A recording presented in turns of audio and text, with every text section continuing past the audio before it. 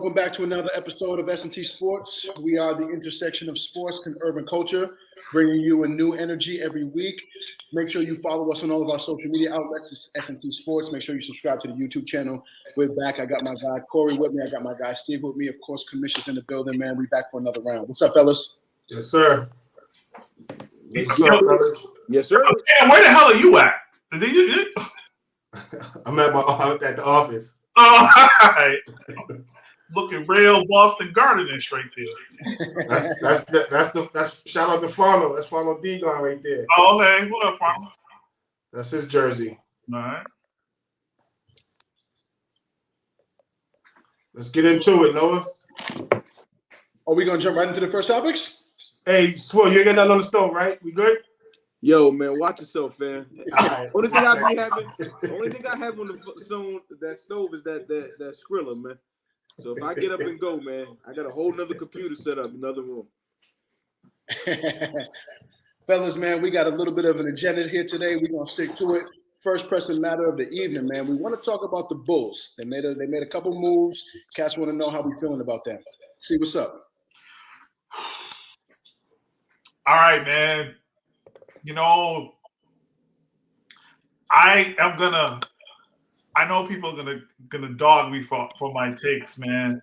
I don't think they're successful. I don't think they're successful unless DeMar DeRozan is the lead dog. I don't think Zach LaVine didn't elevate himself to the point where people wanted to go play with him. And I know they came there because they didn't come there because of Zach LaVine. They came there because of Chicago. You know, Jordan was there at one point. You know, DeRozan was one of the last chips to fall. I think that I got them being 6th in the East. It's gonna take a year. You're also playing for Billy Donovan, right? Billy Donovan's still the coach. You're also playing for Billy Donovan, who is always gonna hover around that sort of seating. I also don't think that what's his name? Vujacic is going to be that effective with them if he's not getting the rock. He's tough. Don't get me wrong, but I worry about bigs like him in the pick and roll in today's NBA. You know, especially with all that switching and you get switched out on Harden, and then somebody hits you on a dive. You got to overprotect, and then you get compromised, and KD, Kyrie's hitting a three, or Middleton's hitting a jumper, or like, you know, Jason Tatum's knocking one down. Will the Bulls be better than the Celtics? Yes, I will say that. But I will not say that they're a 6 seed. I mean that they're a high seed, top 4. No. Steve, what up, man? What's up, my guy? I'm well, brother. I know you are. I expect nothing less. I don't even want to say this, man, but I said I agree with Mr. McCarthy because that sounds foolish, man. But I might have, you know what I'm saying? This is what I got with the Bulls. The Bulls have a lot of talent, and when I see them, they got a lot of new age talent. And the new age talent and the new age basketball, as y'all know, I'm very critical of. They got size, they got athleticism, they got length. They're going to be able to get up and down the floor with the best of them. But I don't see a killer. I see a bunch of nice, real nice guys. So with that being said, I think the Celtics finish better than them because every once in a while, at least our top 2 guys might get a quarter of a killer. They don't get a whole game. You know, Tatum and Jalen can't give you a whole game of a killer, but they can give you a quarter. You know, so I think that's what separates us with our top 2 guys. Skill-wise and talent-wise, Chicago is loaded. And that Ball brother makes them great because he's so intelligent. His IQ is so high. He can just fit in and see what's needed immediately. You know what I'm saying? So that you know what I'm saying? Immediately. He's like a Rondo. You know, he's like the new age Rondo where he doesn't have to come to practice or read the playbook or none of that. Right. He's going to get it right off the top, and he's going to be a super glue guy. So he's the piece. But they need somebody like, yo, I'm going to get us 20 every fucking night. And I don't see that. DeRozan still be having headaches and depression. And Zach, you know what I'm saying? He'll get caught up in shooting the 3 every time he touch it, a sidestep, wrap around 3. instead of going to the rack and throwing it on people's heads, man. So that's what I got with it. I mean, on paper they look great, and they definitely gonna sell tickets and sell jerseys. Fair. I agree with some points on both ends. I don't totally agree with you saying that they don't have a killer. I seen Levine take his game to the next step. I think he averaged almost 28 points a game last year. And he did it really impressively. He showed me that he could do it from all phases of the floor. Obviously, you don't want to see him at the rim, but he also shot over 40% from three. And that matters, you know what I mean, in terms of just spacing. And then you add an addition like Lonzo's three-point game, I believe he shot around 38% last year. So you got guys who can modernize your offense, who can shoot that three at a really good clip. And then you got a guy like Vucevic. I agree with Corey in terms of we're not sure how he's going to fit in there. We watched him kill down in Orlando. But now that he's around all these other pieces, and he's very much an old school kind of player in terms of style. He's not a stretch five. He's not any of those things. He's a traditional center. I mean, he can pull it a little bit, but at the same time, it's going to be interesting to see how they kind of come together and make that offense cohesive. I think the flow will be spaced properly. I think that they have some really big names there. And in this time and in this era, the NBA is an arms race. It's about how much talent can you get, because that's what it's going to take. I mean, either conference, you're going to have to end up either seeing the Lakers or the Nets. That's what it looks like. That's how we're forecasting it. It's all about, can you keep up with them? It's not going to be a matter of defense and all the intangible weapons. Can you keep up with them points-wise? So I'm excited to see what they're going to do. I have Chicago probably higher than a lot of folks, but I wouldn't be surprised to see Chicago around 5 or 6, and I definitely have them ahead of the Celtics. 5 or 4. Fair, DC.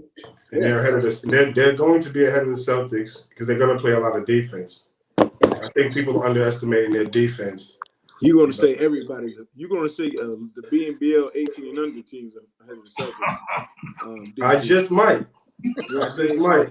See, and that's why you're not being real here, because you know me. With this topic, I actually am. No, you're not. You're not. I am. I really am.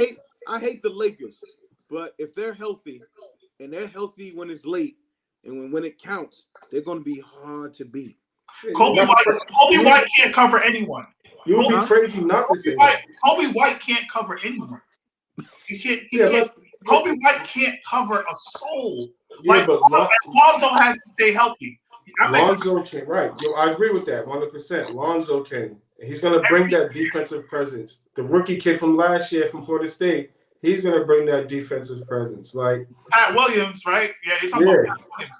But the thing is, the league already figured him out towards the end of the year because they was letting him shoot threes at will, and they're getting the ball going the other way. Like, yo, man, get this dude up out of here. So hopefully, you're right though, if he comes back better, that's why they gotta play Kobe, and then dudes gonna start picking on Kobe White left and right.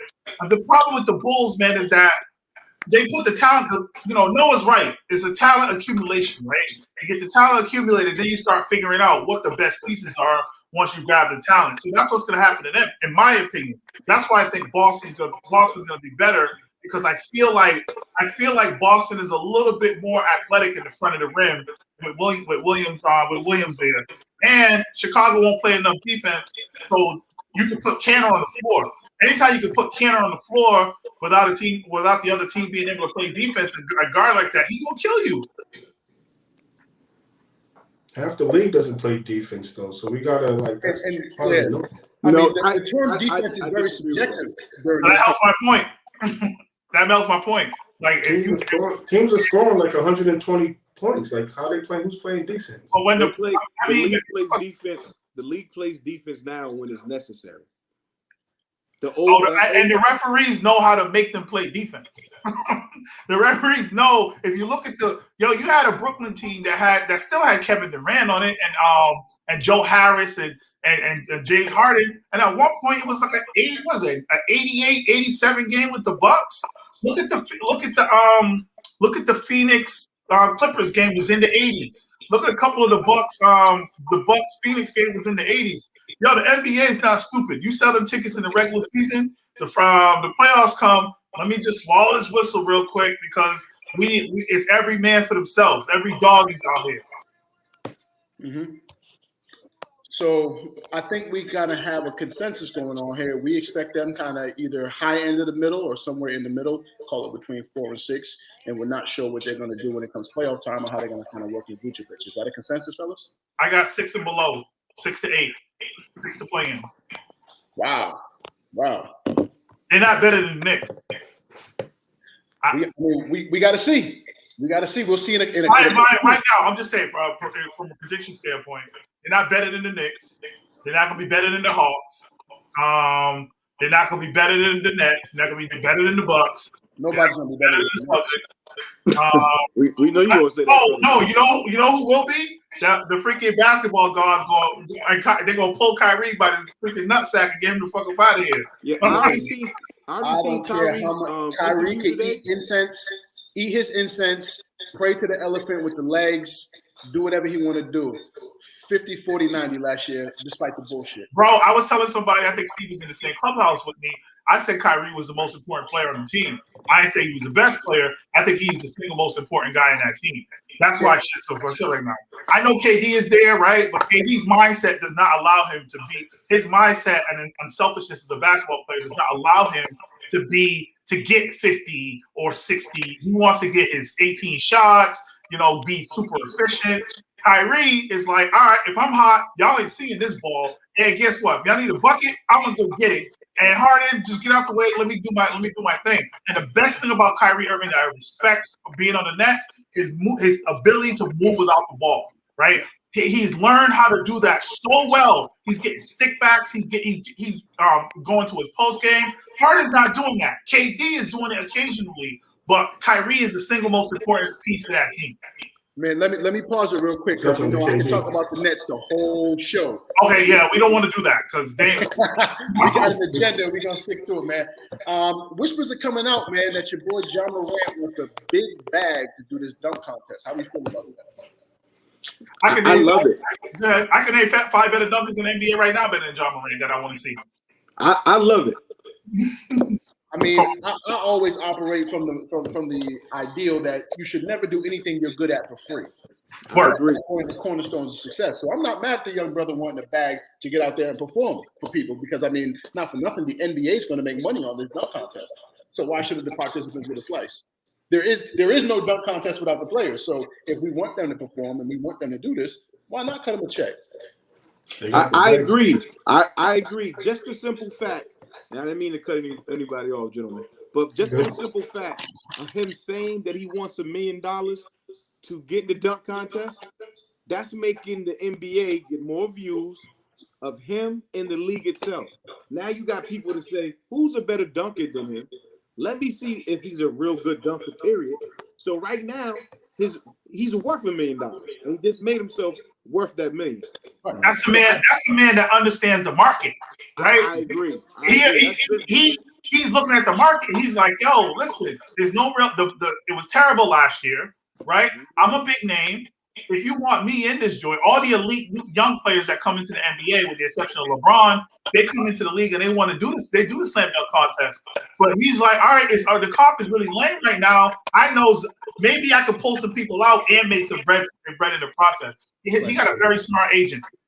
Right. He's going to do that. He's from South Carolina, so he'll think about that himself. He got some crazy in-game dunks that don't get he do. type of luck. Yeah, he do. He'll go in the attic on you. Noah, he got 10 joints that 90% of the people in the group ain't seen that are crazy. Not That's one a or fact. two. He got a 10-piece that are crazy. He said all he want to do is dunk on LeBron. He said he just want to push that post in his run. Mm-hmm. Mm-hmm. He said He he just dunk wants on to dunk on LeBron. LeBron. That hairpiece. I believe him.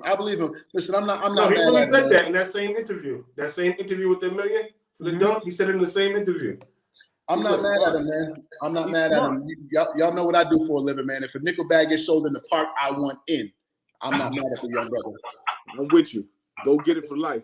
Most definitely. Speaking about big bags, I mean, it's only right that we transition into the new $100 million man. Your boy Michael Porter Jr. signs a 5-year extension. He gets paid $170+ million. How y'all feel about that? I like it. I love it. A brother I think the kid's good. I think he's worth it. Yeah. You know, they gave it to him pretty early, but they had to. You're right. They had to. That's gonna put some pressure on the team to make a move because he wants the ball. He's vocal, and he's gonna shoot the Brock. Mm-hmm. You know, that's gonna take a lot of shots from Jamal Murray. You know, is he good enough to take away the? I don't. All right, so I'm no, okay. He is. I'm okay with brothers getting the money, right?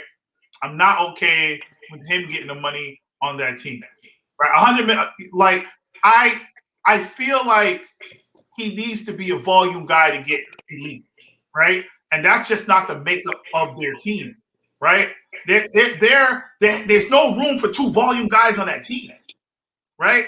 And he is the third option in a sense. He could be the second option on some nights, right? But Jokic facilitating, but like I don't see him. There's not enough basketballs.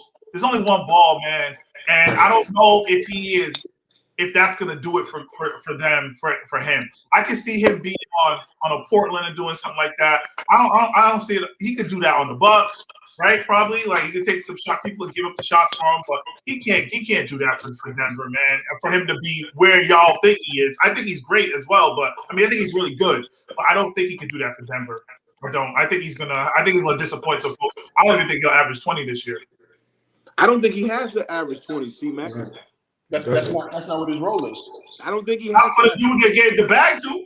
But I mean, that's the going rate. That's the going rate for budding superstars currently. Yeah, that's not. That's $100 million. Yeah, you're right. Marcus Smart's getting $18 million to fucking take charges, so he's right on course. Yo, man, what is yo? Old. I'm just trying to give a good comparison. Fam. I got a nickname for you over there. You better chill, fam. You know, every episode I got a heat rock for you. I was just trying to give it. I did see you looking like Juelz Santana as a grandfather.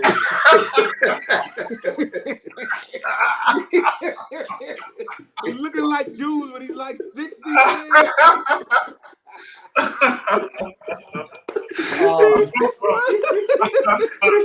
Before this become a roasting session, let me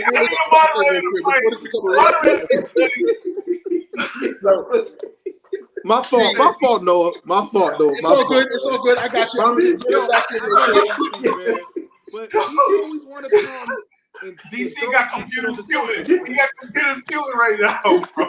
Yo, he always want to throw acid on the seas, man. And we don't, us Celtics fans, we don't do that. Well, I was just trying to give an example. That's you always. Let me just say this though, man. I don't mean to get off topic. Was my statement true?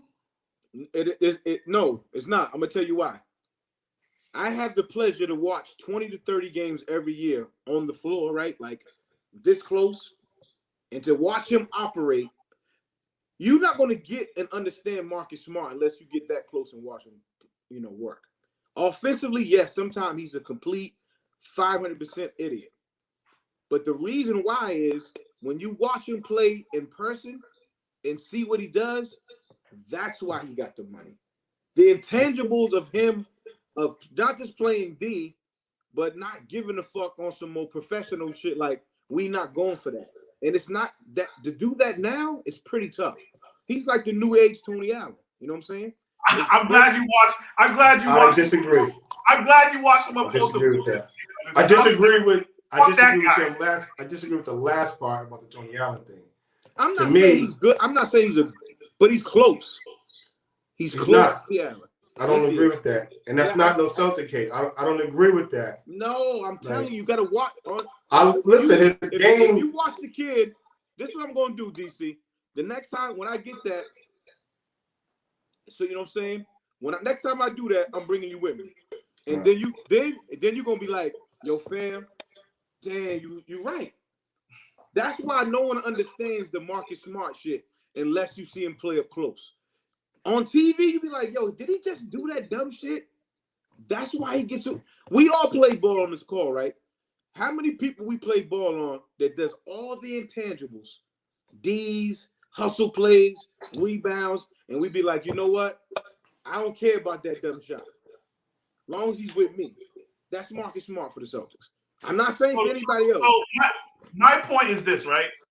My point with him is C's crazy. He's Mr. Intangible. With no intangibles. So he got a nice. C. DC like that shit. He happy to the motherfucker. Yeah, he happy as shit. He happy right now. Like, good looking, homie. So I know my man. Old Juelz don't like the Celtics, but I will say this about Marcus Smart. I think with Smart, I think people are giving him credit for the wrong things he brings to the team. Now, I can give him credit for what Steve Wilson just gave him. That's what he did. The true essence of being the guy that you want on your team. But I can't give him credit for being a lockdown defender. People give credit for being a lockdown. No, I'm saying we watch ball. But a lot of people who don't watch basketball give him credit. Marcus Smart ain't shutting nobody down no more. Right? He's shutting no one down. But he makes it difficult. But is anyone shutting anybody down today? He makes it difficult. Oh yeah. Ben Simmons. People down? But Ben Simmons holds dudes below their average on a regular basis. What do you do to Kyrie? What he do? Westbrook? What he do to Kyrie when? Of course Kyrie gonna have his Kyrie. Did he guard Kyrie? That's a different animal, man. No one's gonna guard Kyrie. Yo, real quick segue. That's my point, Steve. Offense has become so dynamic, and the rule changes in defense make it virtually impossible to guard these new aged offensive players. You can't. I don't care how good of an all-ball defender you are. You can't cover 35 feet. You got to play 35 feet with Dame. Drew Holiday and Mark. Drew Holiday and Ben Simmons religiously hold dudes below their average. Yeah. Religiously hold dudes below. Lonzo does too when he wants. He sure does. Lonzo too. Yo, in the NBA, you're not going to stop anybody, right? But at the end of the game, you said shut down. Shut down. Right. Okay. So let's go back to shutting down. Right? They won't shut nobody down. There's not a million dudes in the league like that. But I know for a fact, Alonzo does shut dudes down more often than not. I know for a fact Ben Simmons does more often than not, and I know for a fact that J. Rule Holiday shuts dudes down, and he shuts. I've seen him do it to James Harden when Harden was in Houston. I actually went into skip. Yeah. I went into that because of the way he does that. The way he guarded him, the way he shaded Harden. It was unbelievable to watch how he guarded Harden. Drew is the most underrated player in the league. Drew Holiday. Yeah. If he didn't get on that plane and go to Tokyo, we would have been coming back home, and Mike Young would have been right. Shout out Mikey. Drew Holiday and Lonzo both got the shit that all NBA point guards hate. And what is that, gentlemen? Let me ask the question. What do all NBA point guards hate? Getting picked up full. Mm-hmm. Drew and Lonzo will pick you up full and don't give a fuck. Right. Repeatedly. And I'm going to say something to make DC really pissed off when I say this. Like Rondo used to do. You going to get to you're not like stop. Yo, I know he's hot when I said that. Stop. Look at that Drew man don't Senior. man please. Look at Drew Senior. He's heated. All right, so RJ Barrett is okay, right? He's a decent basketball player. But there was a time with RJ Barrett. There was a time when he was scoring. He scored as a four straight games. He scored over 20 points a game, right? And he was hot. And Ben Simmons held him for 0 for 14 in a game. The next time he played him, he went 2 for 12. Like Ben Simmons is. I don't care. I know a lot of people don't fuck with him, right? But there's something about a dude that could pick you up 94 feet and really, really bother your shit. I mean, I fuck with Ben. I fuck with Ben heavy. Feet. But I mean, you're talking about RJ Barrett. Like, I fuck with RJ for sure, but we're not talking about the most elite. I see him do it to a lot of people. Well, no, not obviously. He's not going to do that. He's not going to do that to Kyrie, right? But he'll bother Kyrie. He's never had any of the elite offensive talents. But I've never seen hhim cover Kyrie for more than 50% of the game because he's smart. I don't know. It's because you're an expert. Because you're an expert. The next time Ben Simmons, hopefully, I don't know if he's going to be in fucking Afro basket or whatever, wherever he ends up, right? We'll come back to this conversation, man. Great defender. Absolutely. He's a great defender, and I fuck with Ben. I love Ben. But he's not doing that against like the elite offensive talents consistently. I don't think anybody can, given the rule changes and just given how dynamic offense has become. Over the last 20 years, we've seen offense transform and evolve. Defense hasn't. Defense can only go so far before you're. If you can't put your hands on them and freedom of movement, I don't want to even think about trying to guard someone like Kyrie that has. This is the key with Kyrie. Hold up, fellas, hold up. Again, we can talk about the Nets all night. We can talk about my guys all night. Oh God, here we go. We're gonna get back to the script, man. Let's get back to the script. Shout out MPJ for securing that bag, man. The young brother deserves it. I'm really happy for him. Ben Simmons did him dirty too. Shout out MPJ securing that bag. Next on the list, we're gonna get into another. You mentioned RJ Barrett. We're gonna get into Andrew Wiggins. We're gonna get into Andrew Wiggins in that situation. I love it. How are we feeling about that? I feel great about it. I mean, correct me if I'm wrong, but I know that he's only going, if he sits out the 41 home games, he only loses about what, $9 million? I believe that's what they said. No, you would know that part better than me. Right. But I believe it's approximately $10 million. So essentially he's gonna get about 20 for playing half a season. I think Andrew Wiggins will play. I think he'll play more. I think he'll play more games than everything. So I'm not even.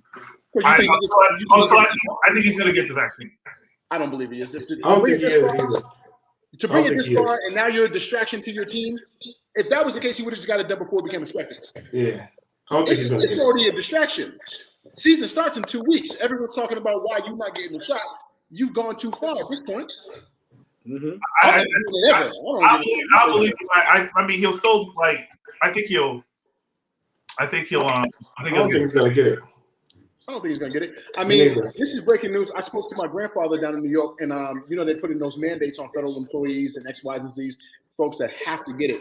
I believe it was the Attorney General who filed. It may not have been the Attorney General, but something's going on in New York. The governor. It was the governor. The lady.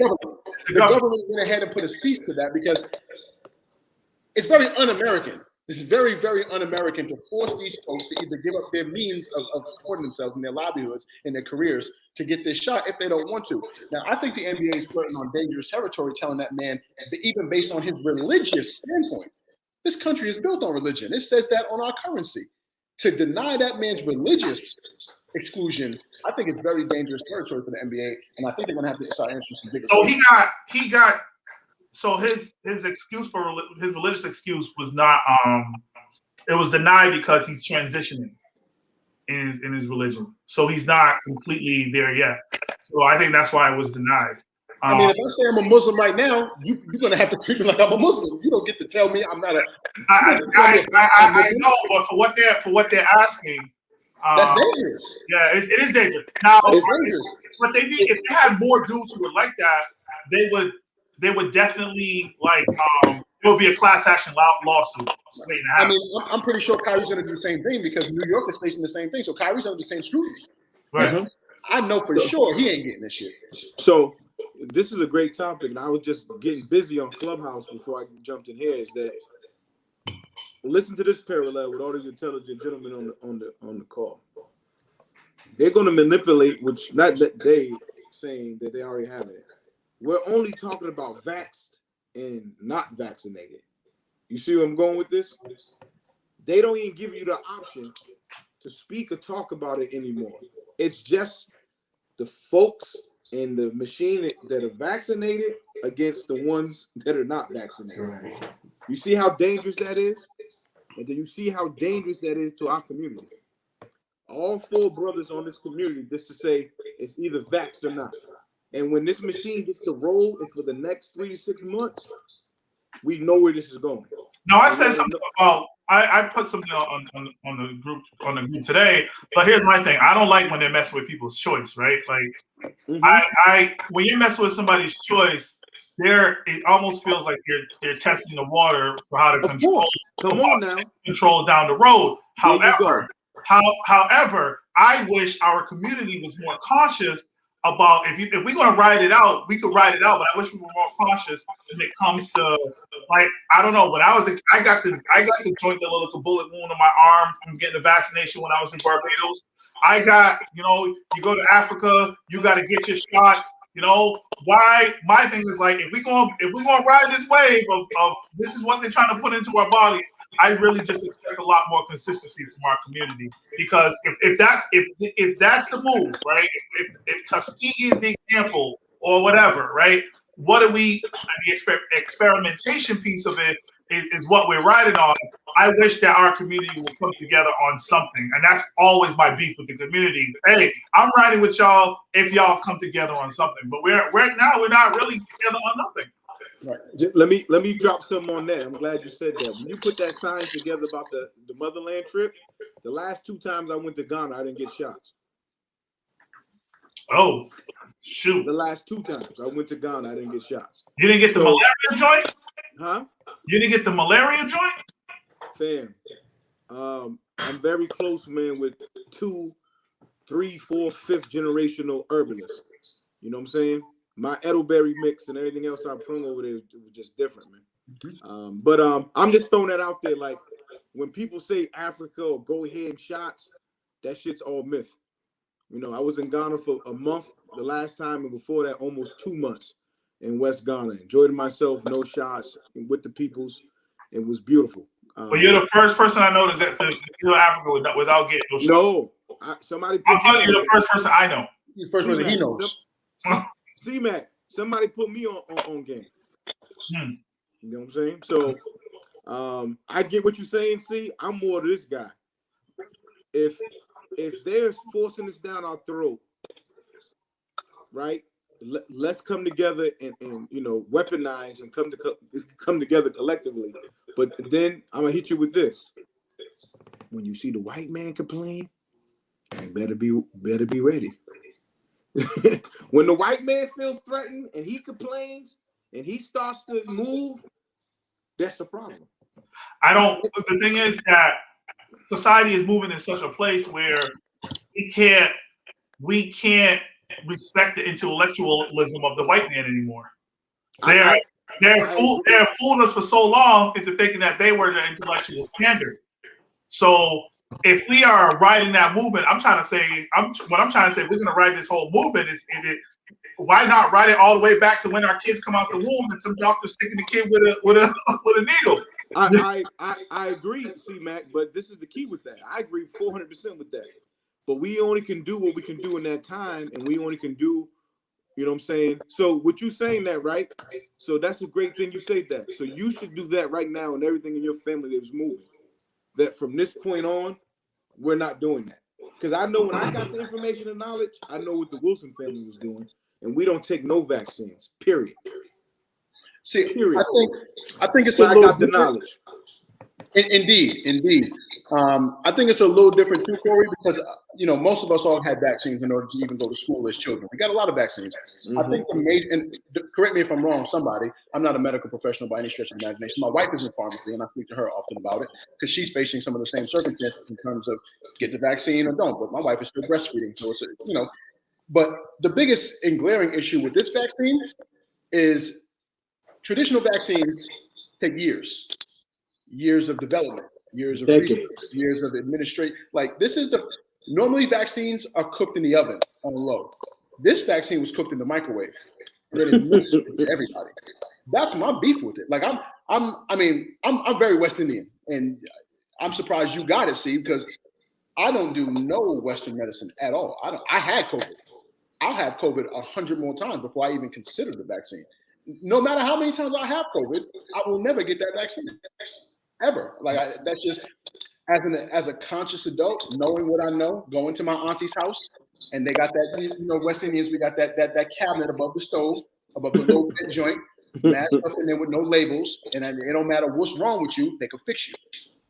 I'm always going to choose holistic over, especially over a vaccine that they whipped up in the microwave in a couple of weeks and then decided to administer it to people. What they're not talking about, what's not making the news, is how many complications, how many deaths, how many things that are going wrong with this vaccine, which naturally something in its beta form would do. the FDA didn't approve any of these vaccines until recently. The first one got approved by the FDA recently. They had already vaccinated 40% of Americans before the FDA even said, "Cool, it's good to use." So I think it's not just all vaccines, and I don't think it's just anti-vaxxers. It's this particular joint. You feel what I'm saying? There's not enough data. There's not enough research. There's not enough justification as to why we should be injecting ourselves with this manufactured overnight vaccine. 30 years, 40 years, 300 years, they could still lie about what they put into our systems. So the reason I went and got it is because I was just sort of like, all right, you know what? I have too much.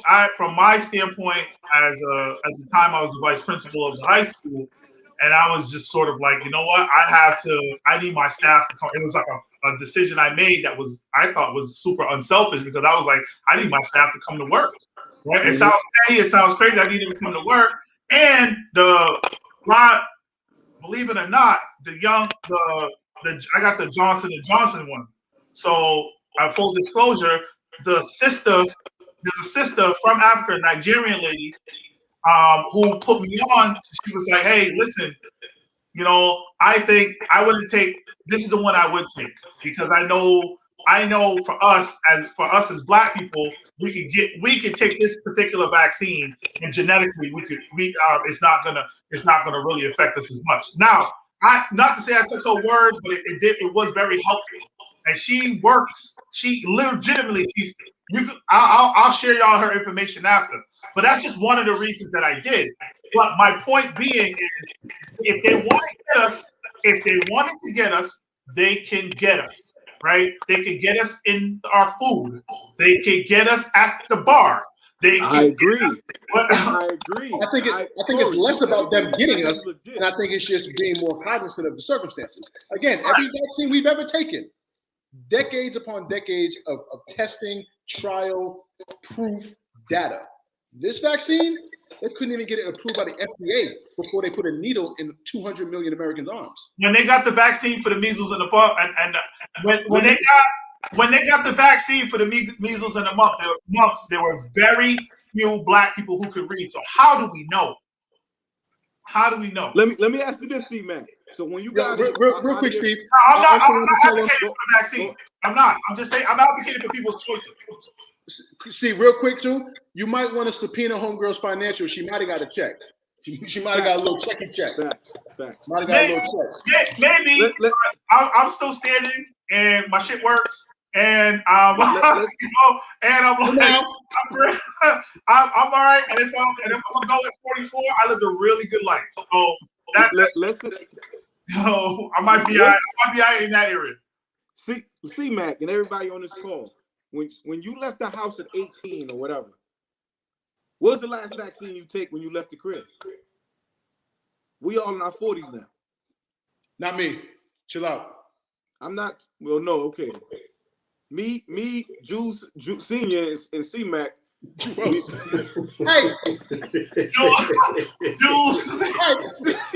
old Juelz. Yeah, listen. That's my point. Like, it's been 25 years. We ain't took nothing.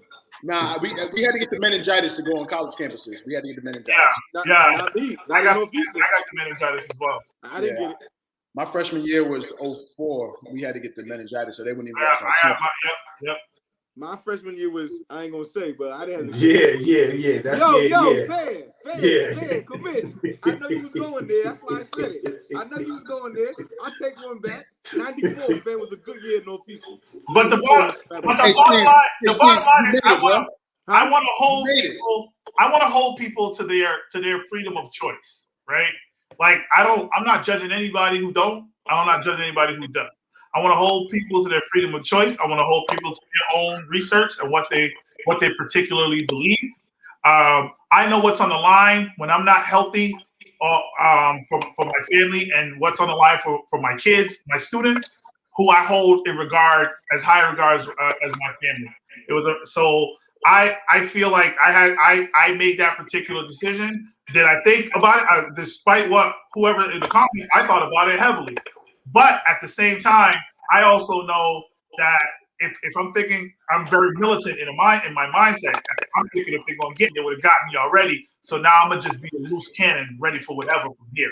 As far as that whole thing. So I want people to have their choice.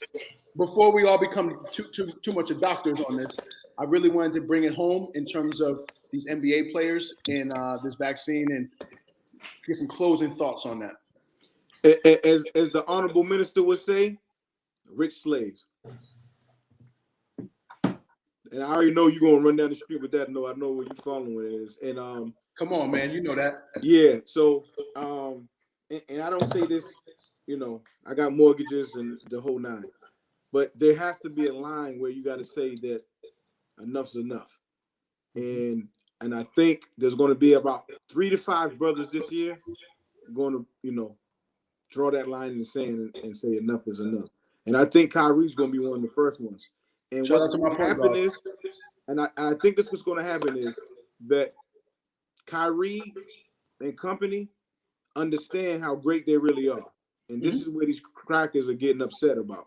They're like, before it'd be like, we'll make a new one, but you can't. Right. You know what I'm saying? You can't make a new Kyrie. You can't make a new LeBron, KD, so forth and so on.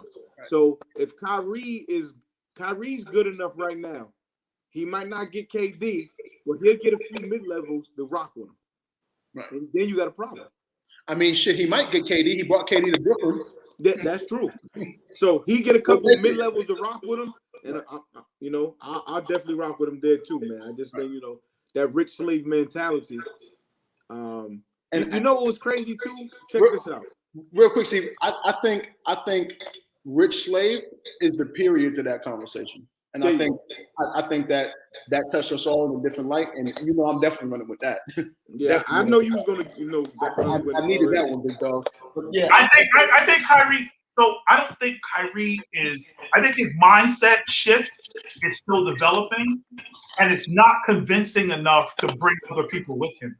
Because he's always been amenable to change, man. Like he's either embracing his Native American roots, or he's embracing a different movement, or he's like, all right, I didn't really mean to kick up that skirt. Either you are or you're not. I think, and I'm not knocking him because what I am saying is that he is still in the process of really finding who he is. And in doing that, when you're trying to find who you are, you can't bring other people with you. So I don't think he's not, because if you look at Malcolm X himself, there's a reason why Malcolm X was breaking away from Elijah Muhammad, that people were following him because they're like, yo, this dude right here, he got all the answers. He has all, and he says everything he says is with conviction. Kyrie Irving is not there yet. He's just not there. That's why real quick, see. See, let me challenge that real quick before we move on to the next topic. I won't fully say that because, and granted, I might not be able to prove this to y'all, but if you see what's going on in Boston right now, those young superstars are bringing a lot of awareness to Black issues. And guess who was there as their leader a couple years ago? Guess who was seasoning them just a couple years ago, preaching a lot of the same messages that Kyrie preaches? And now it's infectious. And now you're 2 stars in the whitest, like it's the Boston Celtics. It's not an Irish dude on that team. You got 2 young Black dudes championing Black rights, Black visibility, Black representation, all of these things for the Boston Celtics. To say that Kyrie had nothing to do with that, I mean, I followed Jaylen Brown and Jason Tatum in college. I never heard them really take those viewpoints publicly. Oh, Jaylen Brown always been like that. Jaylen Brown always been like that. I know Jaylen's people, but now on a public level, to say that Kyrie had zero influence, that I think is irresponsible. I never said he had zero influence. I never said he had zero influence. I said it's not a conviction. The Boston Celtics. There's enough conviction because he's impacting younger people. He's impacting. I agree. Stand up and say these things. Because he definitely had an impact in Boston with Jaylen Brown and Tatum. It's not. You can tell by the way those brothers greet him. It's not going to be enough to create a situation or large consciousness where people are ready to shut shit down. Like I'll give you an example. I said I'm from Barbados. I was born there. If Barbados calls me tomorrow, the difference between me and a lot of people, if Barbados, my country, Barbados calls, I respect America is giving me a ton. But if Barbados calls me tomorrow and like, hey, Corey, I need you to come back home, join the defense force. You're probably going to die, but we need you here. I'm out. I'm telling my son, hey, man, here's the checks, here's the bonds, here's the savings. I'm out. But I don't know if there's enough people with that sort of level of consciousness to really, really want to ride out the way that way. Now, you're saying these – I agree with Jalen and all them, and I agree that Kyrie has had some influence. But he is not, in my opinion, he has not reached the level where it could change, where it could literally change the fixed mindsets. When you start attacking those Brown and Tatum, they're amenable. They're amenable to anything at some point, and they can be influenced. But when you start changing the money grabbers like LeBron and some of those other folks who are politically savvy and diplomatic, that's when you know he has some conviction, in my opinion. And I mean, that's going to happen with time. It's absolutely going to take some time. But yo, I love this conversation. As y'all know, I'm very, very black, very, very black.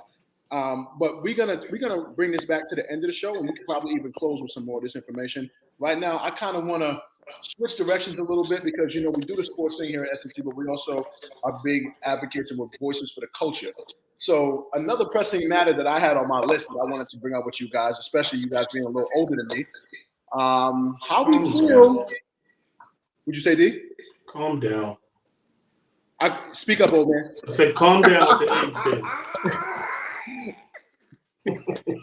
Yo, my man, that's the Dipset God over there. Santana! Santana! That's Dipset God, fam. Yo, D, you just got to take out that tooth from the front. Yeah. You'll be 40 before you know it. Lord willing, man. Yeah, but we're gonna shift the direction real quick, man, because we touch on everything, not just the sports. We get into the culture, man, and I know you guys are gonna have some interesting perspectives about this. I mean, a big part of our culture, most recently, especially through the pandemic. Yo, fool. What are you doing, yo? Yo, now you gotta put 4 or 5 jackets on now. Yeah. Yo, I was wondering what Steve was doing. Yo, I wasn't even paying no mind at first. I just looked up and peeped him. But fellas, a big part of our culture most recently, man, is that new platform everybody's talking about. We got to talk about the verses, man. We've seen some classics so far. The pressing matter about these verses I want to tap in with is how y'all feel about Diddy kind of ducking the smoke? And is he ducking the smoke, or is he justified in his stance that he's just too good? He's ducking the smoke. No, I think he is. I think he's ducking the smoke. I don't. I'm gonna give you an example why he's not. I'm gonna give you, and I'm gonna put it back on you, Noah. Noah, if someone comes to you right now on some more, let's talk about the one button. Let's talk about the Goodyear welted. Let's talk about getting chalked up. You're not going to have a conversation with a dude that you don't think's on your level. You're not even going to enter today. You're going to be like, brother, I appreciate everything, and you have a great day. Yes and no, Steve. It depends on how old he is. No, but I get what you're saying, but I know you. What I've seen from you enough, in my opinion, there's certain things that you're not going to entertain, and it's kind of beneath you. And that's a fact. I definitely hold a lot of shit. I learned that from Hov. Yeah. When it's not worth me getting off my pedestal, but what is worth me coming down off my pedestal is the youth. If there's an 18-year-old, 17-year-old who's lost, I'm gonna come down and get him because we still got a shot with him. If he y'all age. Okay, then that's a great point. So that proves my point even more. JD, Puff, I think Puff's probably a couple years older than JD. If I'm Puff with Puff's catalog and what Puff has done in the last 20 years in hip hop, I will say the exact same thing. If it ain't Dre, don't. Yeah, but we're not comparing the whole careers. They're doing 20 songs. It's just the verses. It's just 20 songs. It's 20 songs each. Let me break it down. Let me say hold one up, more see. thing. It's 20 songs each. Let me see one One more mic, thing. fellas. Let me say one more thing and I'll leave it alone. When they had that thing, I watched it on YouTube around 1 a.m, right? And you know how you watch something and then you shut it off your phone and the algorithm sends you everything? It sent me a Bad Boys listing of just the G-Dep and Black Rob shit. Just watching the G-Dep and Black Rob, I was like, yo, JD don't want to fuck with Puff. Yo, 20 songs, JD 20 fuck with songs. Puff. listen. That G Dep and that Black Rob special delivery. 13-7, man. That shit. 13-7. JD. It's gonna get ugly for JD already told Puff, don't go in Undias's catalog and get none of his shit. Yo, I get what y'all saying. I'm not taking nothing from JD, and I'm not saying everyone on this phone call is a G Dep and Black Rob fan, but that G Dep and Black Rob 2-year summer run, that shit was crazy, man. And we're just talking about G Dep and fucking Black Rob. All right, and that's what I'm saying. If we're talking about 20 songs. You can't tell me special delivery come on and motherfuckers ain't like and stop doing all that. You crazy? I bet you that don't even get played. It don't even get played. That's not even gonna get played at the verse. That has to get played. That's my point. No, it won't get played. That's my point. All right, let me break it down for y'all. Point. It won't get played. He got if versus was to happen for the first 10 songs, all of us will be like, oh shit, right? By the time it gets to 13, 14, 15. Some of y'all will be like, yo, I didn't know Jermaine did that. Exactly. Now for Puff, it's like, oh shit, another hammer, and another hammer, and another hammer. You want to know why? Because Puff got executive. He has the ultimate, I don't care what nobody said. Anyone who's alive, or if you're dead and you're in jail, you don't count. Puff has the ultimate cheat code. Mary J. Blige, My Life. That my life is crazy, man. My Life. He has Jodeci. Okay, that's R&B. He has B.I.G. Like that's it. A lot of B.I.G. shit's on Undias. That's true. It don't matter. It don't matter. It does matter. When you're thinking, you don't have to think when it comes to Puff and his top 20. With JD, you got to be like, but when it comes to 16, 17, 18, 19, you're like, oh, I didn't know he did that. Right? I didn't know I disagree with that. You know, unless you're a real head. But I'm talking about the average listener is going to be like, oh shit, you know, like because you know there's that point in verses where we're all like that. Like I didn't know such did this, but if you're talking Puff, you're going all the way. And Puff got so much shit, he can wait to number 20 and drop the fucking victory shit and fucking walk the fuck home and go kiss his boyfriend. Puff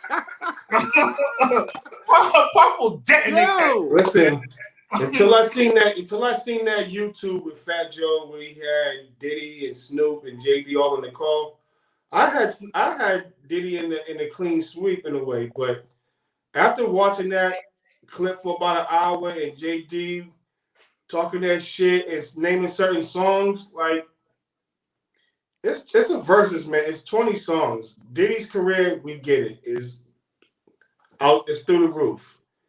But JD got 20 hits when he can bring the smoke to Diddy.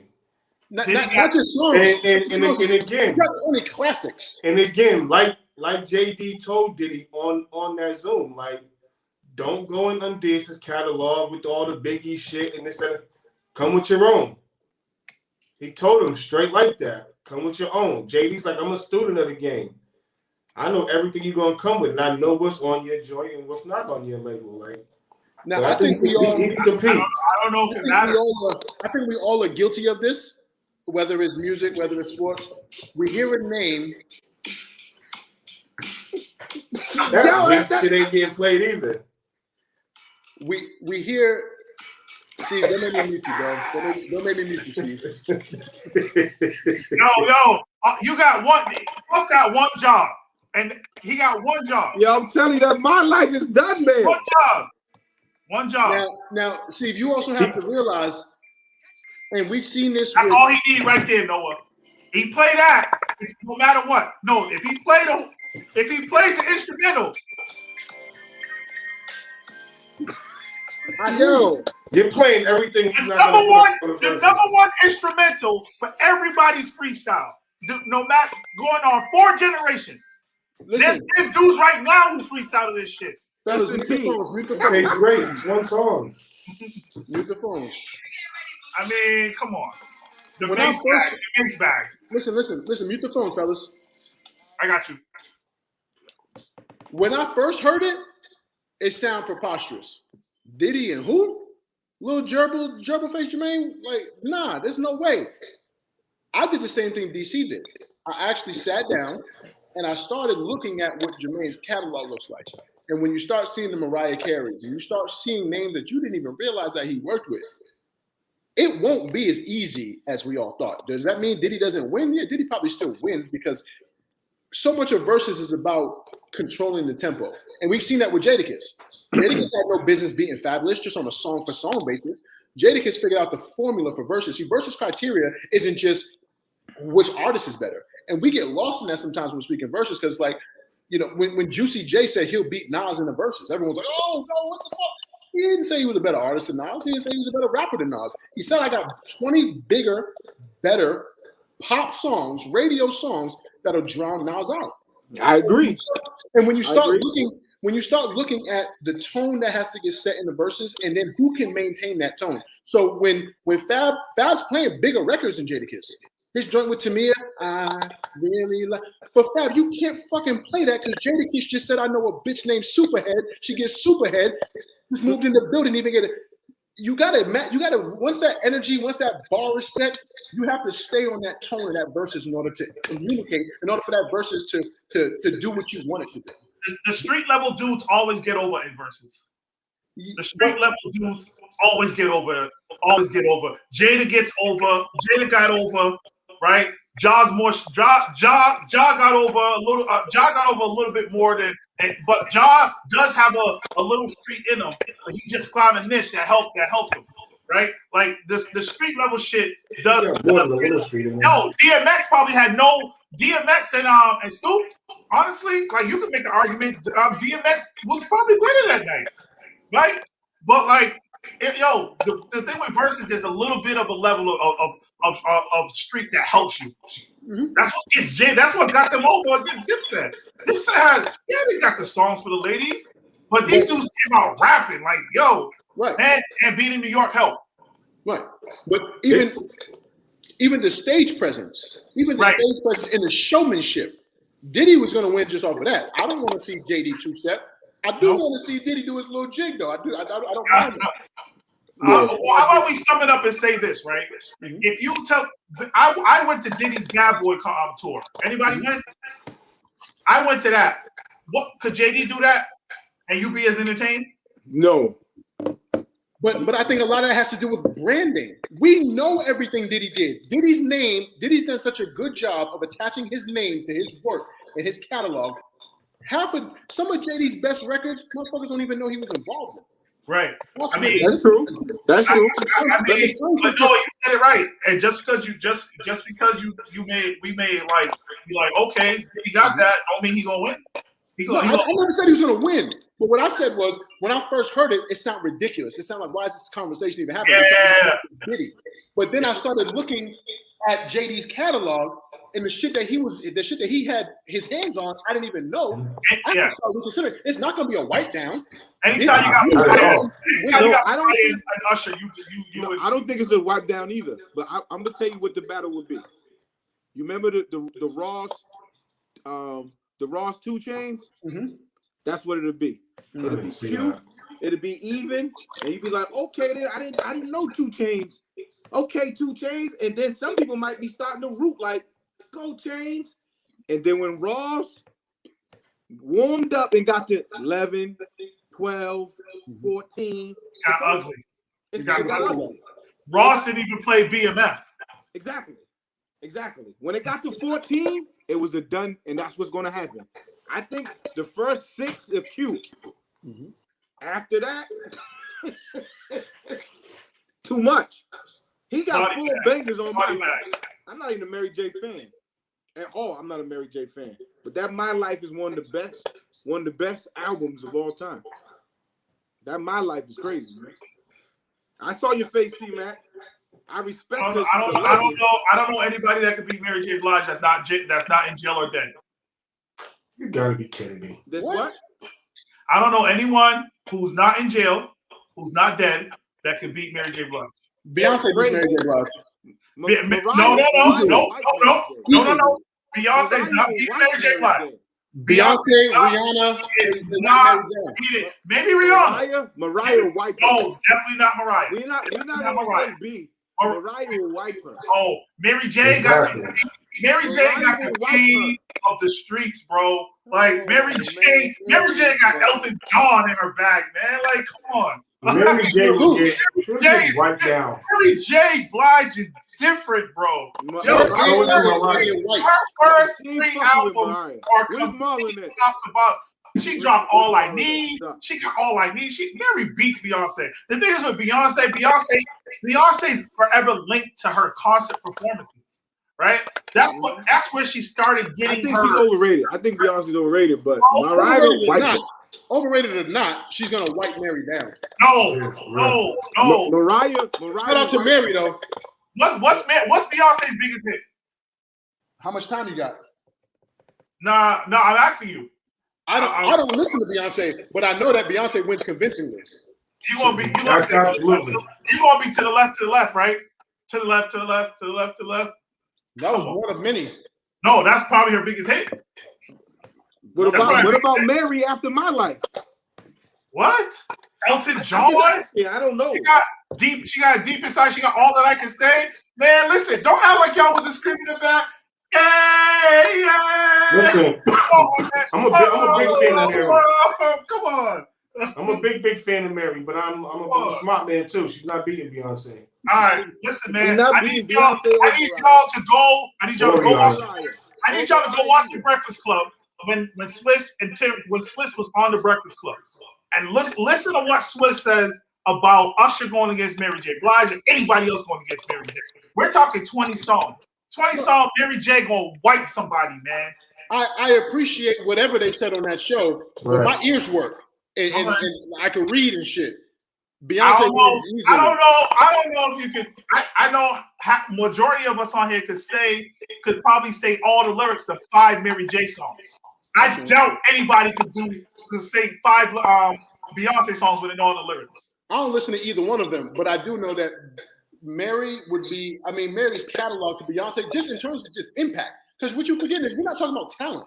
We're not talking about who's the better artist or who can sing better. We're talking about who has 20. That's something Mary would lose even worse if that was competing. If it was talent, Mary would lose. But if you're talking about Mary out there on the stage sweating and her whole female hertdom of harem, the only way Mary wins, she do a fucking 2-step dance. The only dance. Mary wins. She's not doing. The only way Mary wins is if Beyonce don't show up. If Beyonce just forget about it, then Mary wins. Get Beyonce out of here, man. She's getting her out of here. Close. It's not even gonna be close. And shout out to Mary. She getting Usher out of here. She getting Mariah out of here. Mary is an absolute legend. Mary got that black woman's paint, man. She got that black woman's paint. Mary's gonna put. Mary got something for Mary J. Mary's sitting on that throne, yo. I'm sorry. She gonna be sitting outside at the end of that verse. Trying to figure it out. Y'all thinking concert Beyonce. Yeah, I get it. You know, Mad at paying Dipset, nigga. I know that though. Bird Gang, I see you. Santana. Hey, that's the high park. Hey, that's the high parkway. Yo, man, paying Dipset, fan. Y'all already know what it is, man. Yo, Steve about to get a Charlie horse in his arms. Yo, man, there we go, bro. There we go, man. Burning.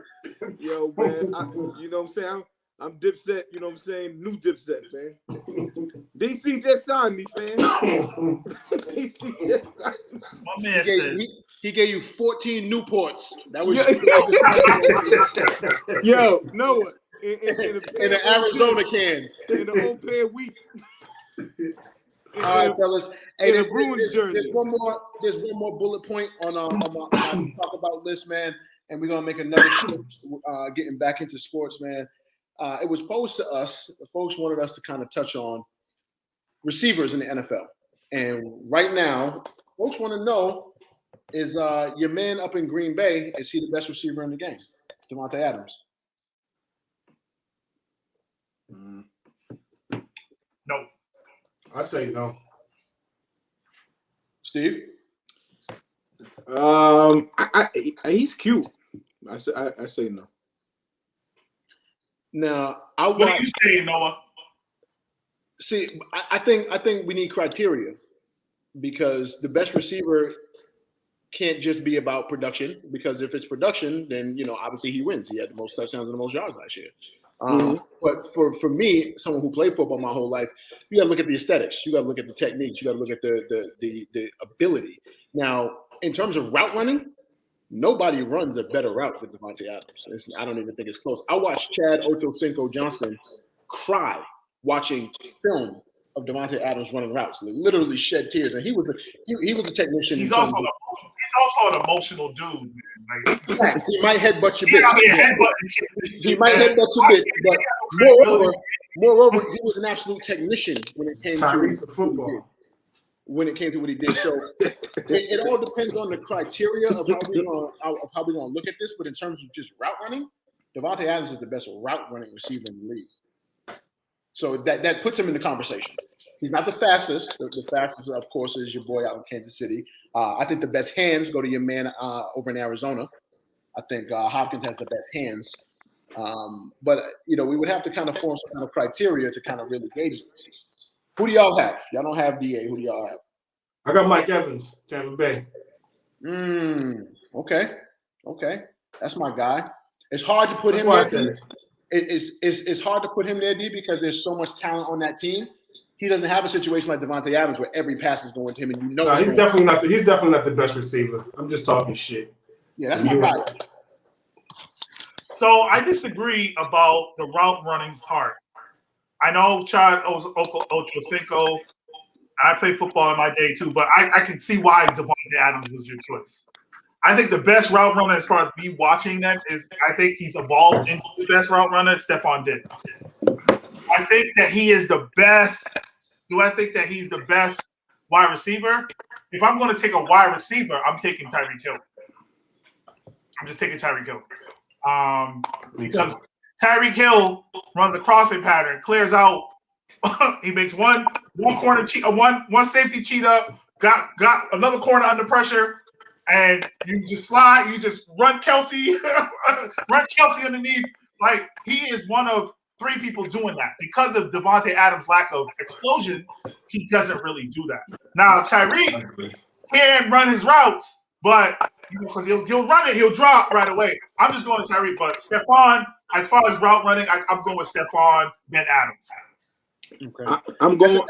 That's a very valid point about Cheetah over in Kansas City. I spoke about him on the football portion of this. Yeah, you did. His impact is crazy. His impact is so crazy because he's really bought into that team aspect where he doesn't need 200 yards every game. He knows the reason why guys like Pringle and Fortson are scoring touchdowns is because he's on the field.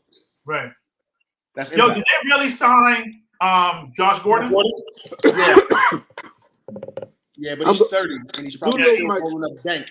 Get him out of here. Julio Jones is my guy, man. Who's the most underrated wide receiver in the NFL? Keenan Allen. Who? Ooh. I was gonna say Adam Thielen, but Keenan Allen, you're right. Keenan Allen's an absolute. I was gonna say Thielen, but Allen's tough, yo. His route tree is unlimited, and you cannot defend him. Just not even based on athleticism, on pure skill and technique. You can't. Pure skill and technique. Yo, the way he fights off corners on the initial is crazy. He's always open, no matter what. He's gonna catch that ball for you. Shout out to the white boy though. Thielen is a problem. Thielen's tough. Thielen and Cup. Somebody said same dude. Cooper Kupp, man. Cooper Kupp runs a good route, man. Yeah, he runs. Who you got, Steve? You know what's funny? I was going to say I like Michael Thomas in the Saints, and C. I was going to say that, and C. Mills just put it in the chat. We haven't really seen him though. They paid him all that money, highest paid wide receiver ever. What has he done since? I mean, obviously the injury. I don't like the injury, the surgery, and I really haven't seen him on the field. Like even when he played last year, he wasn't like that. It didn't look good. He wasn't himself. I don't know if it's an injury or I know he was having some conflict issues with the team in terms of wanting to be traded. Yeah, being down there in New Orleans. You know you needed surgery. You knew you needed surgery. you delayed it so you can miss half the season. It's like, why would you do that? That kind of shit impacts me as well because, of course, the best ability is availability, and you did that shit to kind of timing your own team, and I think that's weak. Who's the best wide receiver with a bad quarterback? It's too much spanking. Allen Robinson.